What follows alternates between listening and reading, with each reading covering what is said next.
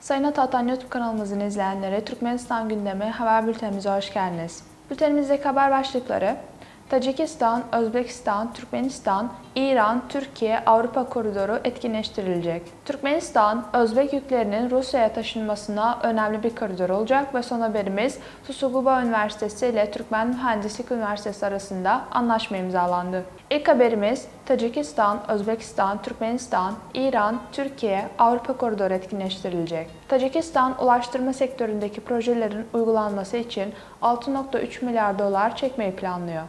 Bu rakam Orta Asya Ulaştırma Bakanlarının Duşanbe'de gerçekleştirilen ilk toplantısında Tacikistan Ulaştırma Bakanı Azim İbrahim tarafından belirtildi. Tacik Bakan, uluslararası kargo akışlarının düzeni ve yapısında önemli bir değişikliğe, entegrasyonun verimliliğine ve ekonomik büyümeye katkıda bulunacak yeni projelerin hayata geçirilmesi için önümüzdeki yıllarda bu sektöre yaklaşık 6,3 milyar dolar çekmeyi planlıyoruz dedi. Bakana göre Çin sınırından Orta Asya bölgesi üzerinden Avrupa'ya giden en kısa yol olacak. Tacikistan, Özbekistan, Türkmenistan, İran, Türkiye, Avrupa koridorunun etkin şekilde kullanılması için aktif çalışmalar sürüyor. Bakan İbrahim, bu koridor, Büyük İpek yolunun yeniden canlanmasına ve bölgesel ekonomik entegrasyona katkıda bulunacaktır dedi. Orta Asya Bölgesi Ulaştırma Bakanları toplantısı 14-15 Eylül tarihlerinde gerçekleştirilecek olan Orta Asya Devlet Başkanları 5.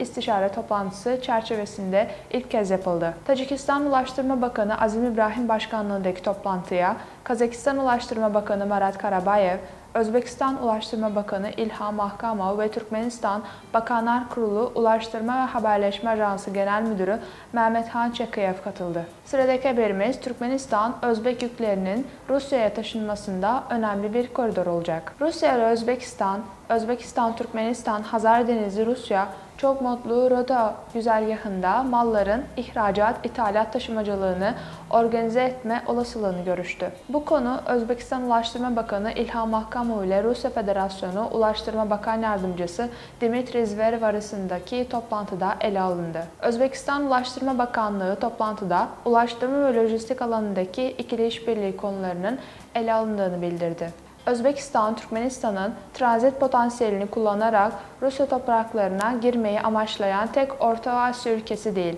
Kırgızistan aynı zamanda Türkmenistan'ın Hazar Limanı üzerinden Rusya ile ulaşım bağlantısı kurmakla da ilgileniyor. Ocak 2023 tarihinde Türkmenistan, Kırgızistan, Rusya ve Özbekistan'ın yetkili kurum ve işletmelerinin temsilcileriyle dörtlü görüşmeler gerçekleştirilmişti. Son haberimiz Tsukuba Üniversitesi ile Türkmen Mühendislik Üniversitesi arasında anlaşma imzalandı. Japonya'nın Tsukuba Üniversitesi, Oğuzhan Türkmenistan Mühendislik ve Teknoloji Üniversitesi'ne eğitim desteği sağlayacak. İlgili anlaşma, Tsukuba Üniversitesi Rektörü Nagata Koyosuke ve Türkmenistan'ın Oğuzhan adındaki Mühendislik ve Teknoloji Üniversitesi Rektörü Gurhan Murat Mezilev tarafından imzalandı.